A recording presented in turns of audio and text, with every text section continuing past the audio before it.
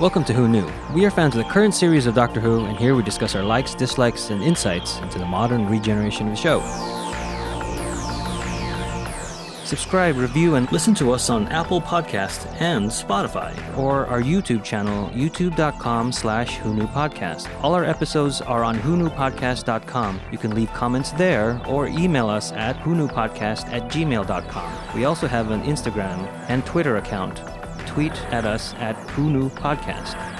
Find us on Facebook. My name is Catherine Stewart and I am part of the Paternoster Gang. Playing Miss Jenny Flint in Doctor Who. I hear you are a big fan of Doctor Who, and you even have your own podcast called Who Knew? Who Knew? It's a good name. Today's episode is episode 3 of season 10, Thin Ice. The Doctor and Bill explore a rare frost fair on a frozen Thames. Of course, they can never just have a good time. This episode is written by Sarah Dollard, directed by Bill Anderson, originally airing on the 29th of April 2017, and was originally watched by 3.76 million viewers. Hi, this is Eugene. Let's introduce ourselves. Hello, this is Kelsey. Howdy, this is Auburn. Hi, this is Brian. Hello, this is Frank. Hey, this is Josh. The Tardis lands in London, 1814, during a Thames frost fair, when the river freezes so completely that it's safe to walk on. Getting all dressed up, they go and enjoy. They are exploring all the booths when the Doctor's sonic screwdriver is stolen by a child pickpocket named Spider. During their chase, strange lights glow under the ice and Spider is pulled under to his death. Bill is upset when the Doctor only seems to care that he got his sonic back. They track down Spider's boss, another orphan named Kitty, who tells them that they get paid to bring people to the fair, and rumors are circulating that some of them have gone missing. So, previously mentioned that the Doctor has gone to a frost fair. Brian? Huh? Yeah. In Good Man Goes to War, when Rory comes to recruit River, she says that the Doctor just took her to the 1814 frost fair for her birthday, I believe. Yep. And he had Stevie Wonder serenade her for her birthday. Yes, under the London Bridge. So then that means at some point they may have crossed over in this episode. Or they could have. They probably should have, because I think she says the last day of the Frost Fair. And I'm pretty sure that they indicated that this was the last day of the Frost Fair in this episode. Well, yeah. By the end, yeah. By the end, yes. But they did have that deleted scene they're showing. Did you see that? He talks about being married. Being married, and that he took his wife there last week. And Bill goes, wait, you were married? Right. And the Doctor's like, well, all the good ones are taken. They should have kept that in. I think that was Yeah. a really cute, yes, fan service, perfect moment. It wasn't too long. I don't know why they cut that. Oh well. I did really like the writing, both the overall story and structure, and like a lot of the dialogue. I don't know why, I just felt like it was pretty solid, or like flowed well together. Well, this is The why is because it's really good. Yeah. Yes. yeah, this is the episode that I really start to just love Bill. Like before I liked her, but then this episode it's just like she's the best. That's it. We approve. You can stay. Yeah, because like in Shakespeare Code, Martha calls out that she has different skin color than most of the people in this time, and so does Bill. And I like how it's different in this one, where the Doctor does sort of address it. He doesn't just dismiss it outright, because they talk about Bill says there's a little bit more black than they show in the movies. That's her direct line. And the Doctor goes, so is Jesus. History is a whitewash. And so I like that they do acknowledge it. Mm-hmm. Like Auburn was saying, the dialogue of that, just history is a whitewash. He's using it literally, but he's also using a term that we already know and what the term means, and it's also double meaning. It's just a really great line that refers to a number of things on a number of levels. Yeah. Before we get into the rest of it, is this Frost Fair, like, are those things that actually happened? Like, I don't know. England happened? No. Yeah, they happened like every 40 or 50 decades for like 200 years. Scientists actually call the time the Little Ice Age, and they don't know why it happened, because, and it's like, well, it's not volcanic because it lasted for a long time, but it really cooled down the northern hemisphere. Oh, I have a drinking problem. But it cooled down, and then the way the Thames was being used at the time, it was still more natural banks, so it was lower. And then they put the London Bridge up, and they kept adding to the London Bridge. And so finally, there were so many pylons going into the water that when normal ice on the Thames in winter, it would get blocked, and that would stop the river from flowing. And so then the entire river would freeze over, and then they would have these fairs. And they were like, everybody knew about them and everybody wanted one, but not everybody got to see them. So when they happened, it was extremely rare. So everybody went crazy. And the elephant that you see in the beginning of the episode, that actually did happen. Somebody put an elephant out on the ice during that frost fair. And it says here the first recorded in history was in 695, and the last one was in 1814, which we are in now. Or the episode, I mean, not current history now. That's cool. So it hasn't froze since then? No, because they put embankments up on the entire length of the Thames, so the river is higher and flows faster. And they took down that London Bridge, so every bridge since then allows ice to pass through. And also, it's just too hot. But it has been too hot since 1815, so can't really blame us. That's very cool. I also liked how the TARDIS really became a character in this, at least at the beginning, with deciding that they weren't going anywhere else. Yeah, it'd been a long time since we'd seen the TARDIS is taking you where you need to go rather than where you want. And again, the good writing with Bill getting to appreciate the TARDIS's attitude and its costume collection or wardrobe. The wardrobe is great. Yeah, the costumes are fantastic in this episode. I love the doctors. I love that. He looks great. And the whole attitude of Bill, like, I want to try everything. And then she's like, oh, maybe not everything with all the weird food. Well, and you're also getting the new companion stuff out of the way and done really well, where it's like, I could step on a butterfly. It's like, yeah, Pete just said that. Well, who's Pete? Oh, he was right here.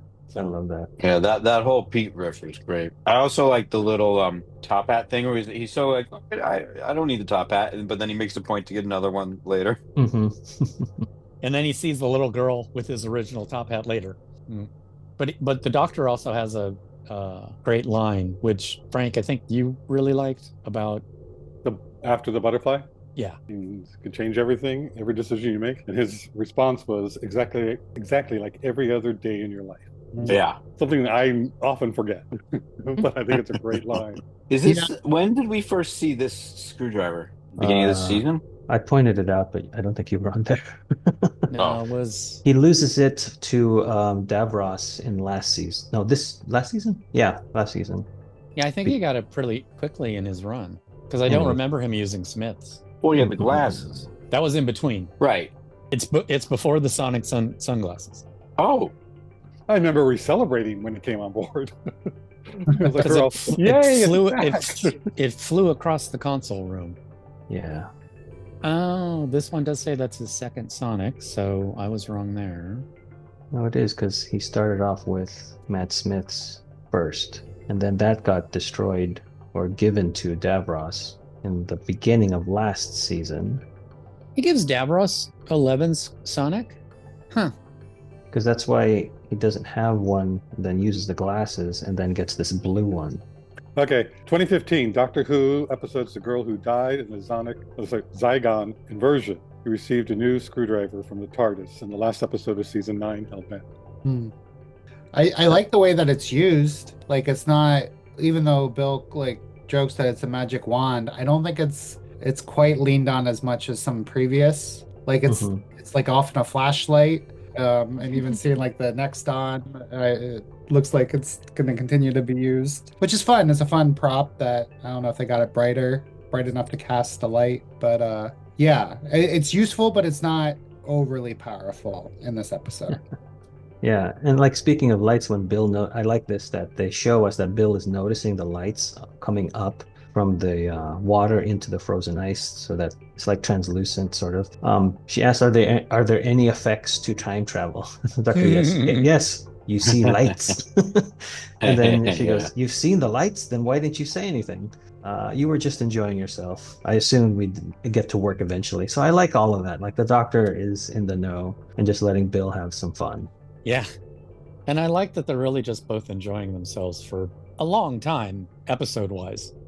Normally it's like, oh, let's go have fun. And they hear a scream, and this one's like, no, they were able to be there for a while and scam a scammer and eat pies and, have a good look around. I love that because that gives us a chance to do it as the viewer too. And, for me, it's like, I want to be there. But it's also not over the top, which is really nice.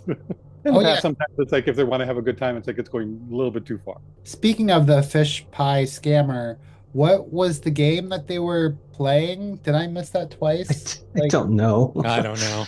If he was just like guessing, or she was supposed to guess which heads or tails, that's what I don't know. It's not like a Britishism where like every shop owner gives you a chance to win a free pie, like Two-Face from Batman or something. Yeah, I don't know. I wish I knew, but I don't. And then this is an instance where Spider goes into the ice and gets consumed by whatever is down there. We don't know yet. I wanted that sort of reaction. What happens afterwards is what I wanted from Peter Capaldi's first season, as far as his being like very cold to what's going on with human death.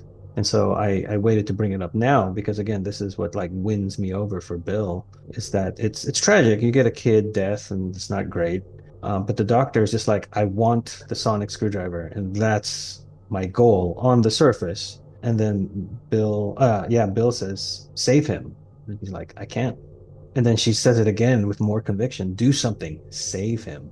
And I was like, this is what we were missing from Clara's run. Somebody to bring that humanity and like root for, I guess, empathy, compassion, just something that says, did she not do that? Clara doesn't do it that often. The only time I can remember, and this is a bad example, is Danny, but she's doing that for selfish reasons. Yeah, because the one I'm thinking of is that the first one where they go into the Dalek and then people just die and the doctor's sort of like testing out things with people's lives. Clara doesn't really say anything or object. And then even it goes even further, like when Bill asks, have you killed anyone? And the doctor isn't like really answering. He's saying like, there are situations when the options available are limited. And she's like, that's not what I asked you. And he straight up says, yes. And then how many? Don't tell me you've just moved on. And then he goes, you know what happens if we don't move on? More people will die. There are kids living rough. They may well be next on the menu. And then he goes, I'm 2,000 years old and I have never had the time for the luxury of outrage. And I was like, this is what I was missing from that first season of Peter Capaldi. Like, if this had been addressed like this, I would have been fine with his abrasiveness to the situation because he's looking at the bigger goal, the bigger picture of saving more people. So again, I waited till this episode because I knew exactly where I was like, this is what I needed. This is what I wanted. Well done. Is it wrong of me though that when she says, well, how many? I just want him to scream 2.47 billion and counting. And 32. and that's only Gallifreyans and Time Lords. That's only Gallifreyans. It was so well done in my mind. I just loved it. And yes, Bill is awesome. And I had a couple things too on that. Like one quick thing. He says he's 2,000 years old. So that stops all those people who think he's 4.5 billion. The doctor himself says, I'm 2,000 years old. So all that repeated in that episode is not his life. So I'm just putting it out there again. He's 2,000 years old. He's not billions. From a certain point of view. Yeah, the correct one. Because they would argue, where did all the skulls come from? They are the doctor. I don't want to get into it. I know. I'm just being a pain. I'm sorry, Brian. But a couple things, like in previous episodes with previous writers, I think you would have only focused on Bill saying, you don't care. You don't care. And this added other layers because then later she says, like, but they add the layer of, it's the first time I saw someone die. And that is affecting her. Whereas I think with other companions, they would have just said, you don't care, blah, blah, blah. And then the other thing too is that he does bring up Smile. And she doesn't say it, but I did as a viewer. It's like, well, she did react to all those dead people. She just reacted in a different way because it had already happened and it was sad. This was something she saw the death and got traumatized because she saw it. So it's like, I really like how there's just tons of layers on that. And the doctor really could have come off badly, but he doesn't. And that's skill in a writer, especially with the 12th Doctor, because we've seen a lot of times where it doesn't.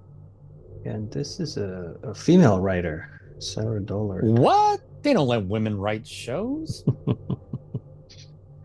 This is the reason they should. Yeah. I mean, there's a different vibe. It's all the same stuff happening, but just connects with me more. And her previous episode was Face the Raven. These are the only two that she's written for Doctor Who. Oh, Like, neat. They I'm need like, to why get her don't- back. Yeah, like, why don't you bring her back? She's great. I mean, Face the Raven isn't my favorite episode, but the character stuff in it's really good. Oh, and here, Frank, we get that reading. The doctor's now reading to the kids. Yes. It's like, what is this? But I guess a lot of people know it. It's well known. I've never heard it. I don't want to read the whole thing, but it's a poem about the mother leaving her son alone and tells him not to suck his thumb because a great tall tailor always comes. She leaves and the tailor comes and he takes his great sharp scissors out and cuts off their thumbs. It's like, ow. And it goes on to describe it when he arrives and snip, snip, taking them off. So it's just, wow. Things are very different now about how not to have your child suck their thumb. Yeah, it's called The Story of Little Suck-a-Thumb, published in Struwwell Peter, a book of stories warning children against unadvisable behavior. So that sounds grim. Yeah, when they talk about Grimm's fairy tales, this one sounds very grim. And now we'd say, well, your actions have consequences. But it's kind of that same thing. Yeah, but in the old days, they would crazy have done something bad and died. Right. So they wouldn't have gotten to the consequences part. I told you not to go into the forest. Now you're dead. The other thing here with a Bill again is that she comforts Kitty, because Kitty, the leader of this now group, or she's always been the leader. Spider was younger. This leader of these street urchin kids is very skeptical of Bill and the Doctor still. And this is something that, again, Clara didn't really do in her run, but Bill comforts Kitty without even really having anything to back it up, saying, we're going to find out what those lights are, and they're not going to hurt anyone else, I promise. This is her third episode. She doesn't have anything to really promise other than this guy that I'm with can do things that I can't. So that, again, that's something that I think is missing. That was missing. That I like that it's back in the show. Is that there's this sort of, what would you call it? Entrusting confidence in the Doctor that I want the companions to have, instead of being like, I am the Doctor as well. I can do things better or the same. So anyway, yeah, something again like Rose did it and Martha and Donna, but not really Clara. Well, especially at the end when she, she's had all those vulnerable moments and was now like, yes, too close to the Doctor. We were missing that human connection. Mm-hmm. I think Clara did do it, but she also did it as herself. She was part of that team. We'll do this. Not just believing in the Doctor, but believing in herself, which to a certain extent was good. But then she even at the end said, yeah, I went too far. Well, because the one that comes to my mind is Before the Flood, and that one, those two-parters where the Doctor has to go into the past and she has to stay in the present, quote unquote, and is comforting the people that are still on the station. And she says, the Doctor will fix this. And then the guy replies with, do you really believe that? And then she can't confidently answer the way Bill is answering. So I don't know what it was about the writing with Clara. I like that scene. It was done well, and it was good for that companion, I think. I don't know. I just like this better. Okay. I thought this whole show was filmed so well. I loved some of the angles. I love the view from under the ocean, watching the people's feet on top of the ice. The fog effects looked so good and real. They did such a great job of it coming in and out and hiding some things. It just really was done well. I love the look of it. And it really gave the scale of the creature without showing much of the creature. Yes. And showing the creature's eye, that was really well done. I liked that. And they rebuilt that portion of the bridge in like 1-to-1 scale. It's pretty cool. I wondered how much of that was practical and how much of it wasn't. The way that it looked to me reminded me of Deep Breath when Claire and the Doctor first arrive in the dinosaur. It's just sort of that same angle that they used, having the bridge come down and then the people walking down had that same angle. Oh, are they in the same spot? Speaking of the effects, do you know the lights under the ice? Was any of that practical or was that all CG? Because it looked good. Yeah, I don't know. There were again this season doesn't really have a lot of extras, so they didn't focus on effects. Mm-hmm. I thought all the effects in this show were great. Yeah, because there was obviously something like that, which you'd think practically, how would you achieve that practically stage and this, that, and the other? But at the same time, it's not an elaborate thing to happen. A light under the ice, Yeah. But then when you start to think it practically, like, well, how are they going to build a stage that can do that and this, that, and the other? And plus, the thickness of the ice, like to actually show the light. There's so many things that can go wrong practically. So it was probably, computer effect, but again, then the compositing was so good it looked real. So there was one shot when there was a couple. I think it was when the camera panned past the thin ice sign. And there was a couple holding hands and skating. That it looked good, but if you know what to look for, it looked like it was probably green screened or composited somehow. But I didn't think it was poorly done. It was just a good, example. And again, like good enough where only people who have a discerning eye would be able to see. Yeah, But the most of our monster looked jobs, good. most of our jobs ruin television and movies. Yeah. You just kind of sit there and go, "Oh no, Yeah. oh somebody's fired."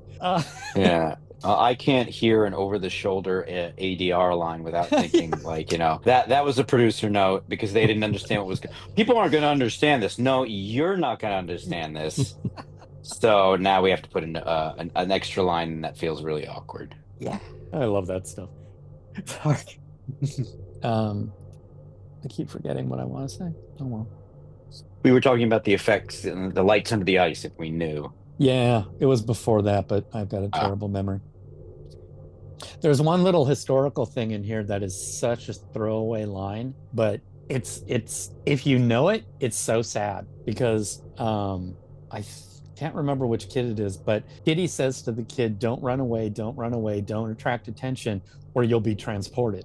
And it's like, oh my God, that's mentioning the fact that if the kids got captured by the police, they would have deported them to Australia because that's what you did with criminals back then. Not all, but a lot of them. And so it was just kind of like, they didn't make a big deal of it, but they just kind of threw that line in for people who would know, because it's like, oh my God, that was real. That's just, well, that is the saddest thing. Because you're finally looking and you see it's a TV show, I know, but you're looking at little kids and you're like, wait, you stuffed them into a boat and sent them to the other side of the planet? And yes, they did. Just my little history bit for the day. So topical. Thanks. Oh my God. Crap. Wow, that makes me very sad. Everything old is new again. Mm-hmm. Those who do not learn from history are doomed to repeat it. Needing to know what happened to the people pulled into the river, they put on diving gear and go under the ice. They discover a huge creature chained to the riverbed. After returning to the surface, they ask Kitty who hired them to invite people to the fair. This leads them to Lord Sutcliffe, who admits that his family has used this creature for years as its waste burns greater than coal. In the middle of the discussion, Sutcliffe demands that Bill show respect for her betters, and the Doctor immediately decks Sutcliffe for being a huge racist jackass. As they leave, Sutcliffe builds a bomb to kill them and everyone on the ice, but the Doctor and Bill discover the bomb before it goes off. So clarifying, they did not just leave; they were escorted and they were tied and put into a carriage. Right. Which is how they leave. Yes, the same. You're the same thing, but just more details. Giving us more to talk about. Yeah. Well, it was so tough because I was at work and then I went, oh man, I can't watch these on HBO anymore. So I kind of had to do it from Memorypedia. You forgot memory? Just kidding. Yeah. But that's I mean, Eugene, that's why I was like, look this one over. Everything might not seem right. No, it's because I couldn't watch it. It was driving me crazy. Dr. Disco makes its return all the way back from the Zygon invasion. Yeah. Now we know that Dr. Disco is from the Fairfield Club. Yes. One thing, I mean, and I'm just going to be a super like science whatever nerd about it, is that when they go down in the so old, what are these suits called? Underwater suits? The The dive divers. diving. It's just a Yeah. diver. When they go down in the diving suits, that the ice wouldn't have closed off or chopped off their air tube. Mm. That's the first thing I thought of as soon as I was like, how's that going to work? The ice is just going to close up on their air tube. They can't breathe. But then I was like, shut up and enjoy the show. Well, I think there's a distinction between the ice that people go through and then normal holes in the ice, because later on you see the guy fishing in an ice hole. So, Yeah, but they got sucked into the ice in the suits. oh yeah, they did. But then And the doctor jumps down and makes a hole. So his hole didn't close up. Well, no, he jumped through the hole that took Bill before it closed up. oh yeah, you're totally right. That is But a also, shh, go with it moment. Yeah. but also remember that the Artful Dodger, Spider, his hand was above, and so it didn't close and cut off his hand. No, it didn't cut off, but I don't So know. it didn't I crush told him or you, cut it I'm off. making a. And that's why they showed that beforehand. That's why his hand. Beforehand, good one. Yes. I thought you would like EH. It could let's just geek this away. It's Artron energy and it extends in a bubble. So Very good. Accepted. Again, talking about producer notes, when they showed the flashback of Spider, because they find Spider's hat, and then it's like, well, whose hat was this? It was Spider. I guarantee you the first cut did not have that shot. That it was just like, well, if you were watching the show, that's the kid's hat. But, It definitely makes the whole thing sadder, more sad, just to see to his see him. and then To remember, see him. oh yeah, this is him. He's 8 or frozen or dead, not here. Yeah. they're pretty soon going to be burning in someone's fireplace from the bricks that they make out of the waste. I completely agree with you, Josh, but there's also a part of me going, I didn't even remember the kid had a hat. Yeah. So it's like if you Yeah. if you really pointed it out to me that this is the kid's hat, then I can get the emotional response. Right. Well, I could see a lot, yeah. But I mean, I could have assumed that it was the kid's hat, but it's like, yeah.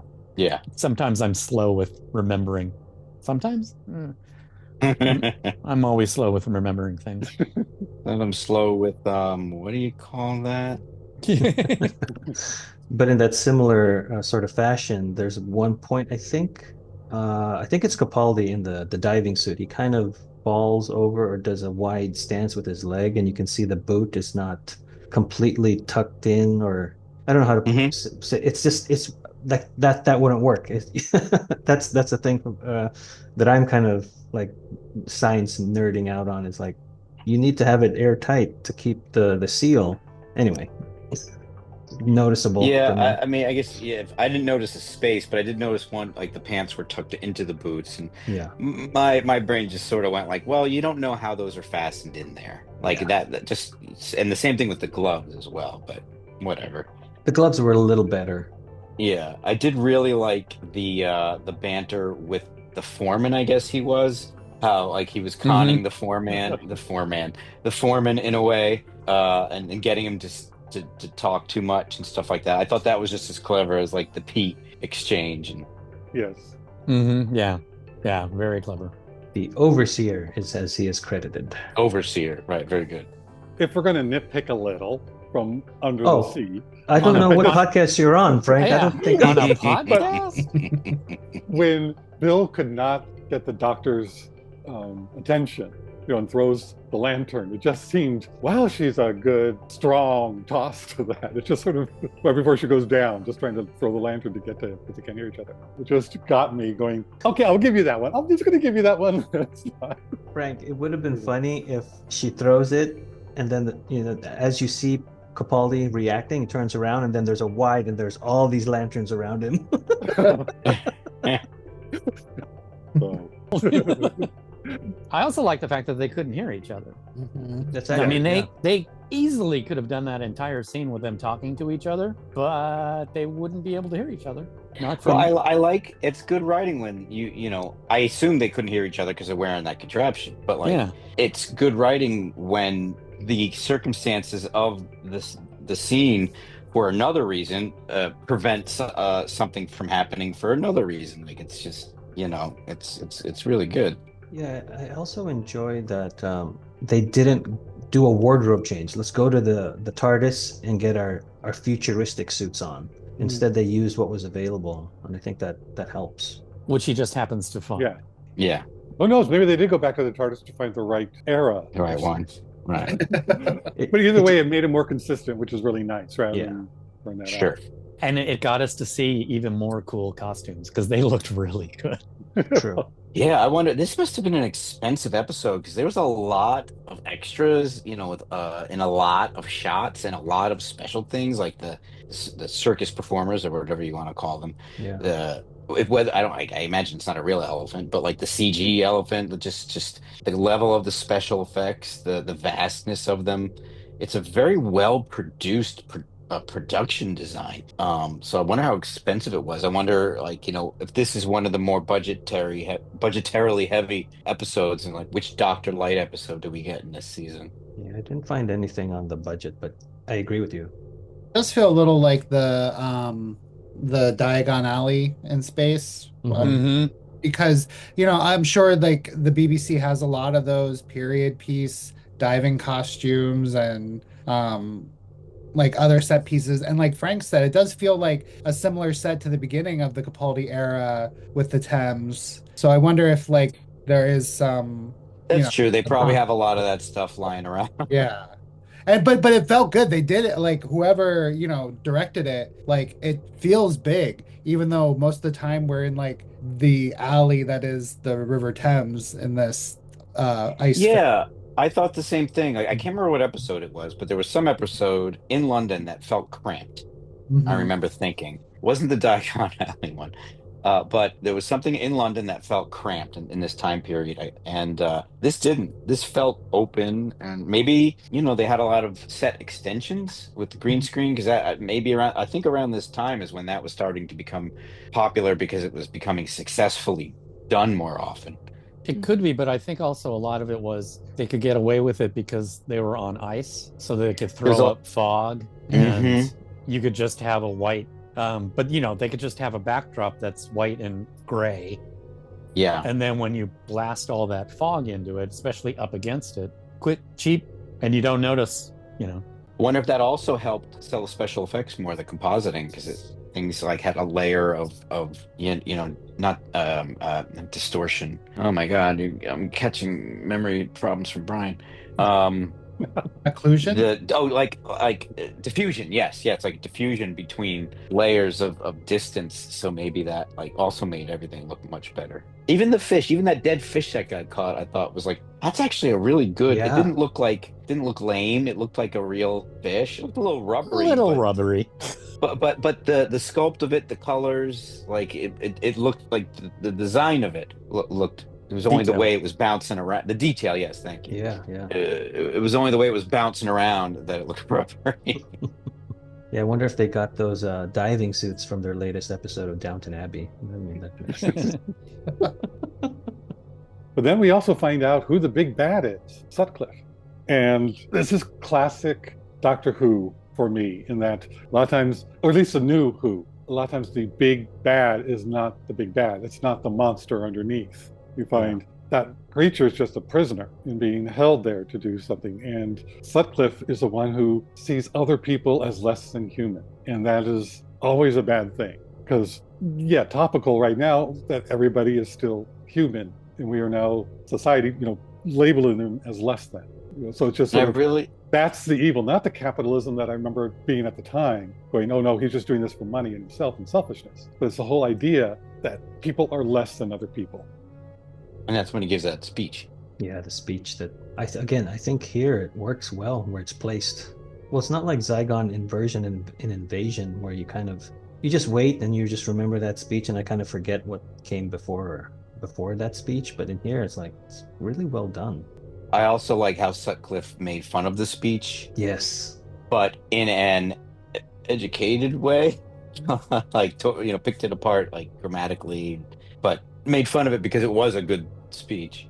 And another thing I like off of what Frank was saying, that he wasn't even really the big bad because he said this was a generational thing. Like this wasn't his scheme, his maniacal plot that he came up with. It was his father's and his father's before him and so on. So he like just inherited, and he was obviously raised to believe this was okay, kind of like, plantation owners and stuff like that. Like it's just I mean, that's topical now too. The yeah, generational bigotry that's been going on.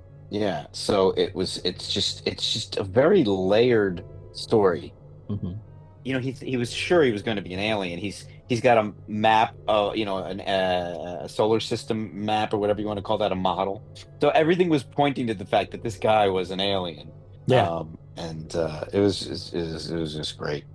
I also like that they made an important commentary in this episode about people treating other people badly, but they didn't bash you over the head with it. Mhm. Well, they bashed Sutcliffe, but it wasn't, I don't know, so much of New Who, it's like, okay, we want to make this commentary, so let's write a story around it. And it never worked for me. What are you going to try and teach us today? Whereas this one was like, we're having a Doctor Who adventure, and organically, this commentary comes out. Mhm. It's just so much better. So much better. I'll summarize the speech about the Doctor gives to Sutcliffe. Human progress isn't measured by industry, it's measured by the value you place on a life, an unimportant life, a life without privilege. And I'm like, that's awesome. And he says that that's also what defines an age. That's what defines a species. And then it's a great speech, and then Sutcliffe goes, what a beautiful speech. The rhythm, the vocabulary are quite outstanding. It's enough to move anyone with an ounce of compassion. So it is really not your day, is it? I just love that turn. Like, oh, he's gonna win the bad guy over with his words. Like the words are the Doctor's weapons, and then, nope, he's like acknowledging, good job, but it doesn't work on me. But then it takes it further, like what it did with the Pete joke, in that when Bill and the Doctor are in the carriage being driven away to their demise, if you will, Bill says, "Are you really 2,000 years old? I just wanted to know how long it would take before you can make a speech like that. It's worth the wait." And I was like, this is why I like Bill. Yeah. Yeah. And this writer. My favorite part of the speech is the part where he basically says, you're saying these people are, beneath you, but their value is what you live on. So you are only as valuable as the people you find unvaluable. Can't remember exactly what part it was. The part that I left out says, the boy who died on the river, that boy's value is your value. That's what defines an age. That's what defines a species. Right. That boy's value, and the guy saw him as, less than nothing. So it's basically saying, like, pointing out the fact that you're only valuable because of these people you don't. I'm having a bad time saying it, but you get it. I do get it. Yeah. But then he comes back with that, oh, it's not your day, is it? Yeah. Because he's saying, I don't have an ounce of compassion. Mhm. Yeah. No. And again, that's why I think I like that, because it's reading between the lines, and it's not saying, I don't have compassion, your speech doesn't work on me. It's doing it more intelligently. Yeah. It really wasn't a bad proposition. Like, at least before he was going to blow up the whole river, like the amount of people that were getting eaten for how much raw material looked like they were producing. Yeah. Like, if this actual substance existed that, burned, like was basically spaceship fuel for England, I don't know. Like, killing everybody on the river would have been very, very bad. But losing one little kid every couple nights, I don't know. I'm just saying the efficiency of the whole operation was a little roundabout. For this mustache twirling guy, I wanted to see him like actually shipping like kids onto the water to like fall in. It's like Be more It was efficient. not frosted over. What happens Yeah. all those years when it's not frosted? Yeah. Frozen.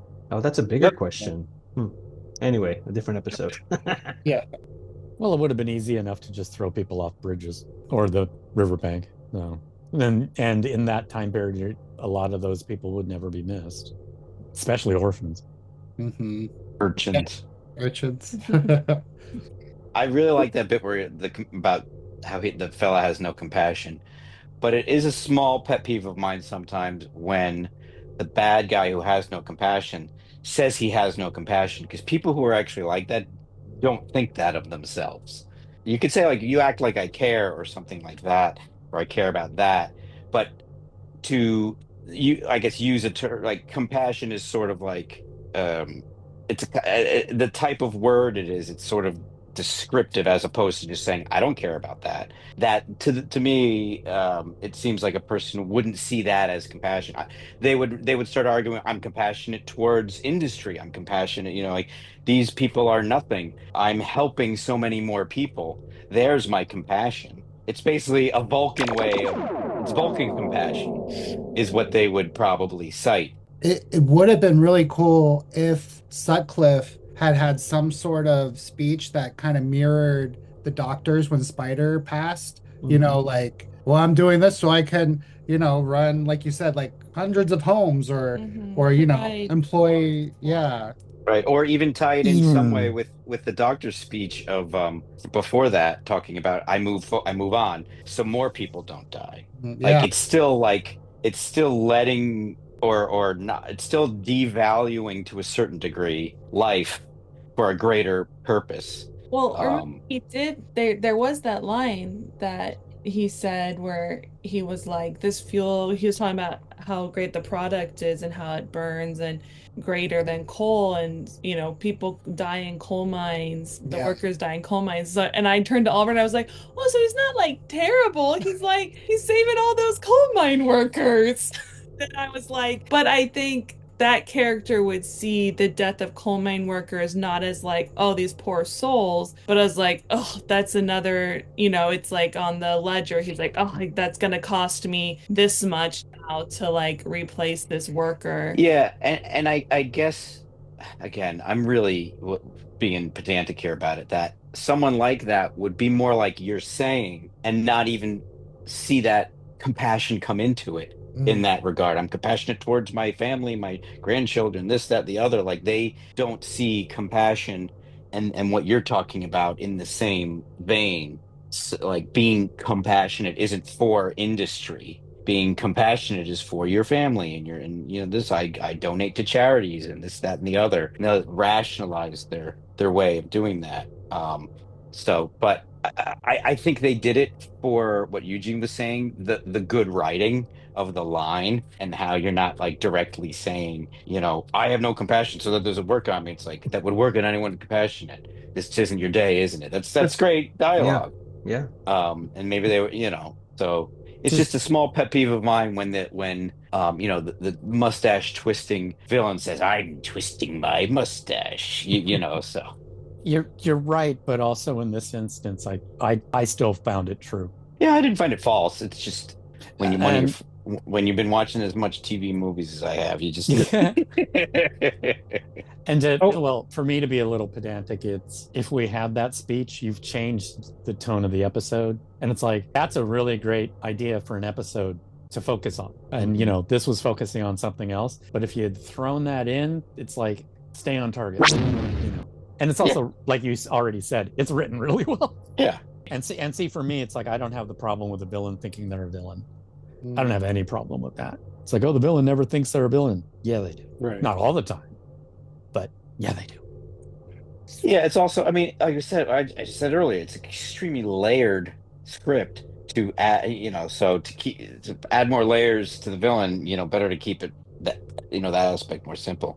But when Because you if were they did saying, make it deeper, sorry, if they did make it more three-dimensional, it would be drawn out to a two-episode story. yeah, Give Oh, more, I would have like, loved that. which might have been good or might have just been dragging on too long. I don't know yeah, how they would have written that. yeah. How many two-part episodes have we, like, this should have been one episode? Shut up. But I mean, that would give it more of a depth, but I think they had enough for what they were actually Yeah. going for, what the actual story was. When you were calling in fish, it made me remember, like, so when they leave the TARDIS earlier on, and you see on the screen how big it is through the river, I really liked that. And it accomplished a few things. It accomplished, just us understanding how big this thing is, and Yeah. then also the idea that we knew it was in a river and it was on a map, so it kind of gave us like our own personal, like, jokes are funnier when the audience realizes the punchline on their own.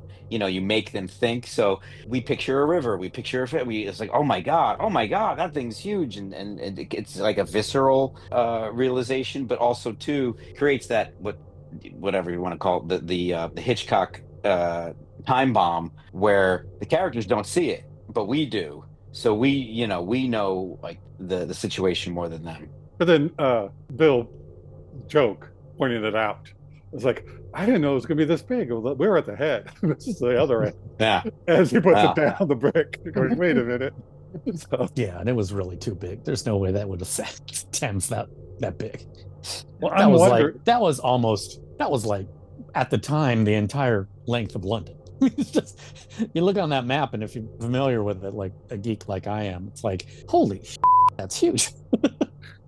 And I'm thinking since it was in captivity and constantly fed, it may not have in nature been that big. That's true. And I also didn't really quite think about it until I was doing a podcast about it, is that it's not like it's taking up the whole river. It's just that length of it. It's in one section of the river. So it's just very, very stringy. It's a worm. The Doctor wants Bill to decide whether to release the creature where it could possibly kill more people, or keep it captured and used to benefit humans. Bill chooses to free the creature. As Bill and the orphans clear people off the ice, the Doctor takes the bomb and puts it on the creature's chains. When Sutcliffe sets off the bomb, the creature is freed and swims away from London, but Sutcliffe falls into the river and freezes to death. As a last act of goodwill, the Doctor sets up the orphans to inherit Sutcliffe's mansion and fortune. They head back to the university, where Nardole scolds them for leaving. Later, as he is checking the vault, he hears something banging inside and resolves to never open the door. So this part is very similar to Kill the Moon, and I know Kill the Moon kind of split us as far as positive opinions, but in here I think it's also done well, where the Doctor is saying, I'm alien, so you tell me what to do to your world. And I like that he gives the choice to the companion and doesn't make the choice as a sort of omniscient being. It was done so differently.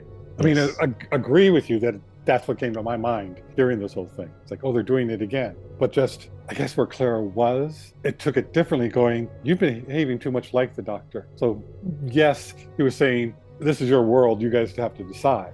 Not that he can't, but just saying, you've also come to the point where you're taking over my role, take it, go for it. In a little more callous, and left her. That's the whole thing I think Clara got. It's like, not just, if he would have said this to her in that same way, it would have been a very different scene. But he left and said, no, you have to do this, not giving her any kind of choice. And with this being Bill's so early in it, he explains it better, going, no, there is that chance that these people will die if we release this creature. Or we can just go on and keep it in captivity.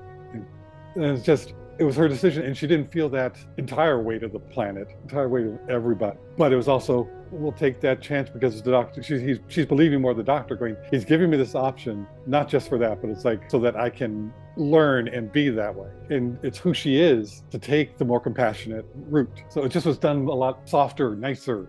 I don't know, it's just a whole different way of feeling and doing it. So it's not exactly the same scene, but it's just interesting to analyze how it was done differently. Yeah, the writing is also good as well. Yeah. Like the Doctor says, I don't know the answers. Only idiots know the answers. So that's funny too. Yeah. But if your future is built on the suffering of that creature, what's your future worth? I love that. Mm-hmm. And then Bill says, why is it up to me? The Doctor says, because it can't be up to me. Your people, your planet. I serve at the pleasure of the human race. And right now, that's you. Give an order. I love that. Mm-hmm. And then she just goes, save her.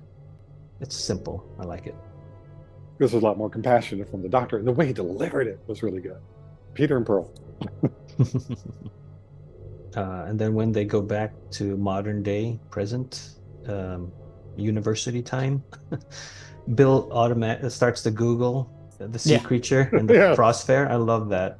And then the Doctor brings up humanity's habit for overlooking or forgetting the bizarre. And that was in Remembrance of the Daleks and in the Forest of the Night, Brian's favorite episode.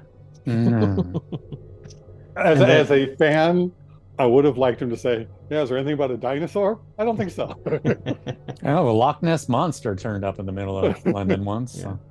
So. And then the doctor finds he tells her like how to figure out or look for what you are looking for. And then there's the news article about the Sutcliffe fortune going to a urchin boy deemed legitimate heir. Yeah. Oh, sorry, that's why I wrote this. Because it's showing like, oh, doctor, you did it. We did save people. And then Bill goes, you saved him. And then the doctor again turns it. There's a lot of turns in this episode where the doctor then goes, no, you did it. You gave the order. Mhm. That's why I think this episode is really good. It takes you down a sort of traditional sort of format, but then at the end it takes a left turn, but a satisfying left turn. Mm-hmm. So what happened to the screwdriver though in the end? Did I miss him getting it back? Yeah, he got it back because he was using it to get all the sea creatures to collect because of the sonic waves that the screwdriver was emitting. It was coming to where they were tied in the tent. And then Right. the bodyguard took it away from them because he saw what they were doing. And then they took the ice beneath him. He fell through, and then the screwdriver flung itself away from as No, was but then he falling. ties the screwdriver by the Oh. tent you, later. You see him pulling it up, like right after he saves Bill Bill from the pulls her up from the pulls her water. off the ice. When she's talking, you can see him pulling a rope, and when he gets to the end of the rope, that's the Sonic's tied on it. Go with I what didn't Brian catch said because I misinterpreted what you said. Yeah. Yeah, it's hard to say more. It's a good episode. I mean, at the end here, the kids getting people off the ice was exciting, and they got to act some more and be cute and yell at adults. But yeah, no, it's just it leaves. I think from hearing everybody, it leaves a really good impression on the viewer, like at the end. Yeah, it's too bad there's no commentary on this. I would have liked to have seen a little peek behind the curtain of the thought process and the creative process that went into making the show so awesome, or this episode so awesome. Also, I liked how the doctor moved all of the bomb, all the explosives down, so that the bad guy is the one responsible for freeing the creature and destroying his own thing. I like that. That's the opposite of my bad guy pet peeves, where the bad guy causes his own demise. Yeah. Because we were just talking a while ago about valuing one life over another, and one is better than another or equal to, and talking down. So it's like we're not happy that he died, but he did everything the way he wanted to because of who he was. And he didn't have to die at the end. Right. Nobody killed him. Nobody pushed him in. He went. Yeah. If he didn't go and try to kill other people, he wouldn't have killed himself. And then trying to go into about it's like the whole idea of trying to keep the creature for all his monetary reasons. He didn't start over somewhere else. He just got blinded by that. Yeah. Also, he's one-dimensional, so there's not really a lot to care, I guess. Right? It's like, don't spend any time on him. This is just a character they didn't spend a lot of time on either. So. No, the fish had more depth. Right. It did. It did. Oh, I didn't even mean that as a pun. You didn't fathom that. I didn't fathom it. No. I love the shot of the doctor scraping the name off of the will. Mm-hmm. And then the kid's name was Perry, so he wrote Peregrine. Yeah. And it was like, that was perfect. Going through the cast real quick. Nicholas Burns plays Sutcliffe. He was Anthony Nutting in The Crown, collaborator in The World's End, and Mr. Wilson in Paddington in Peru. Asia 2 Kurama, she plays Kitty. I remember her from the sci-fi series Krypton. She was the young Jaina Zod, which is the mother of Lita Zod, Segal's love interest, which is Jor-El's father, who would then is Superman's father or Kal-El's father. So that's a family trait. Peter Singh is the pie man and the fisherman, the one that was ice fishing.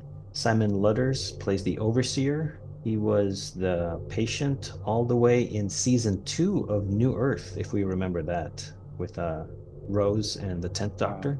And then he was Trevor Smith in Broadchurch season 1. He was Friends of the Latimers. Tommy May plays Dowell. He is the bodyguard with the tattoo. He was the torturer in Sherlock season 3, The Empty Hearse, and Sergeant Bloy in Andor season 2. These are the kids. They haven't really done a lot. So it's Austin Taylor as Spider, Ellie Shankar as Dot or Dottie, Kishana Trisulvan as Harriet, and Badger Skelton as Perry. Badger. Okay. I'm tempted to say it's a silly name, but Badger Skeleton's a pretty cool name. All right, so Thin Ice. Who is this episode good for, or more specifically, this episode is good for who? A new viewer, a casual viewer, a fan of the show, or a diehard?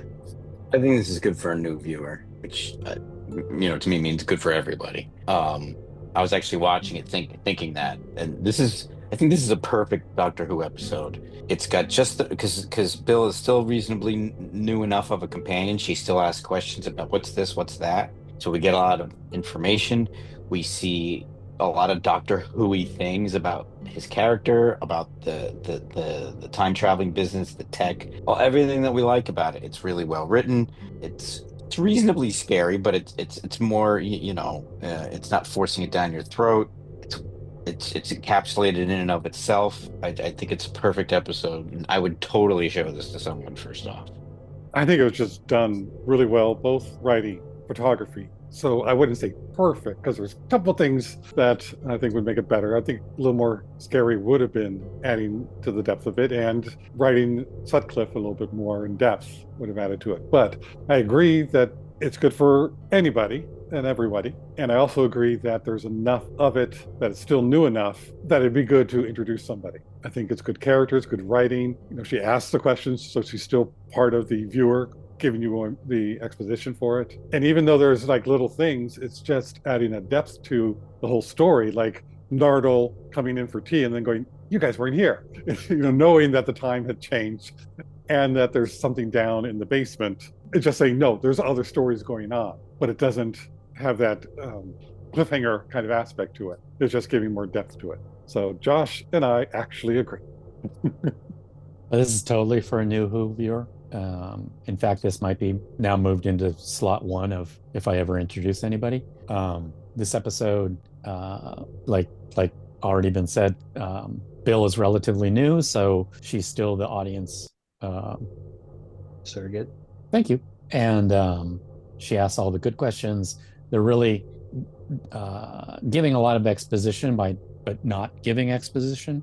It introduces the TARDIS having its own mind, and it's very standalone. And the plot isn't really the focus. I mean, the plot is there. It's there to have a television episode. And it keeps you going enough to where you can have all these organic experiences with character.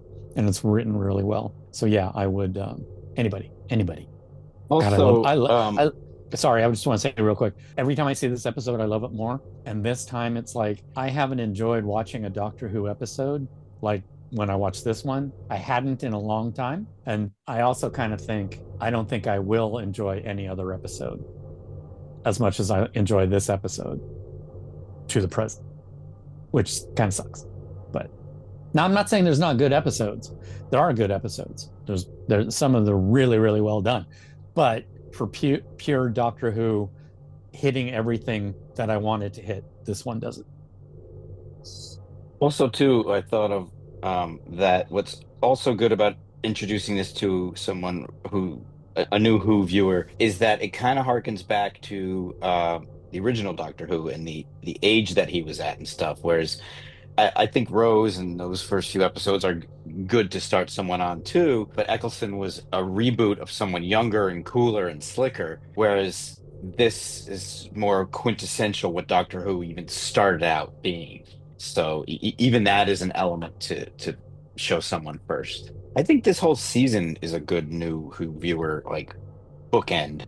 If you're going to introduce someone to a bunch of episodes, then instead of if you're going to drop them into a whole season, I think this is the one. And I just want to say that I liked Brian saying that it wasn't a plot-driven episode; it was character-driven, and so just something to remember if I'm going to introduce somebody. It's like it's not highly plot-driven that we've had before. So just some people prefer that rather than the character. Well, originally I was just gonna put this in casual, But I feel like the reason I was going to put it in casual, I could also say it's good for everybody. Because I want to put it in casual because I feel like if you are someone who's like knows about the show but doesn't watch it regularly, an episode like this is probably going to make you want to watch the rest of this season. But yeah, I don't know. I like what you all are saying about, how it's good for everybody and including a new viewer. So I'll go along with the group and say everybody. It's good for everybody. Well, yeah, I think I'll agree with the consensus here. Yeah, the writing is great. You get some wonderful time travel jokes with the Peter and like explaining a little bit about how the Doctor Who universe works. Like, don't worry about it. We'll be okay. And yeah, Bill is just a pleasure to watch and like see the Doctor's world like open up through the lens of her eyes. Yeah, she's just excited about it and also, very authentic and open about the repercussions of what happens to people. So yeah, I think this is a great episode to start somebody off on. They'd have a great idea of who the Doctor is, who his companions could be, and kind of the nature of the whole show. So a new Who viewer for me. I feel like every time I start this episode, for some reason, I'm like, have I seen this before? Have I seen this before? And I feel like I don't like it. Maybe because it's a period one or something, but like, You know what? It looks a lot like his first episode, which we talked about not liking. maybe It's that's very cool colors, very cold. It's around the same era and also the same area. I'm sure they use a lot of the same sets. So visually it feels like that episode, which you've said you don't like. Yes. So that's like a reminder to myself and others, like it's even more important to remind people, hey, this is actually good. Like, get past the first scene and you'll love it. Yeah, my categorization of Thin Ice was always a new viewer, so that hasn't changed, and I'm glad that everybody here thinks the same way too. So I'll just keep mine short and that I love this episode. It's for a new Who viewer. I forgot one thing that I wanted to do. Bear with me because it's extremely geeky. So I like the Frost Fairs. I like the history of the Frost Fairs. So I was digging into it a little deeper. And I thought this was kind of cool. There's a poem written under one of the bridges to this day about the Frost Fairs. And so it's, behold the liquid Thames frozen over, that lately ships of mighty burden bore.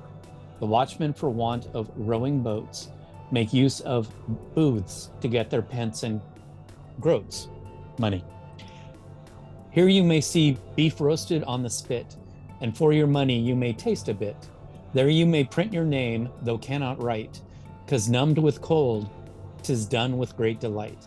And lay it by that ages yet to come may see what things upon the ice were done. I like it. Put it on a shirt. The back of a With shirt. a big fish. Yeah. All right, so that wraps up Thin Ice. Thanks for listening, stay safe, and we'll see you next time when the future becomes the present.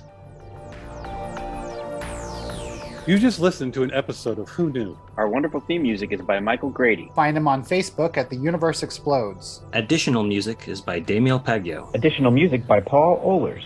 All our episodes are engineered by Auburn, and you can find him at auburnbinkley.com. You can also find this show in several places. Follow us on Twitter at Who Knew Podcast. Subscribe, review, and listen to us on Apple Podcasts and Spotify. Or on our YouTube channel, youtube.com/Who Knew Podcast.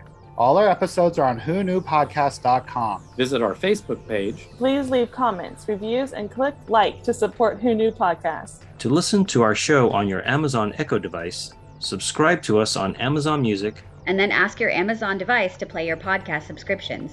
This podcast is inspired by Doctor Who, the longest running sci-fi show in history. And especially the revival spearheaded by Russell T. Davis. Thanks to Russell, Sidney Newman, Verity Lambert, Ron Grainer, and all those involved in the adventures of our favorite Time Lord. Your work continues to inspire and entertain. Hello, this is Sylvester McCoy. You've just listened to an episode of Who Knew? Clever name.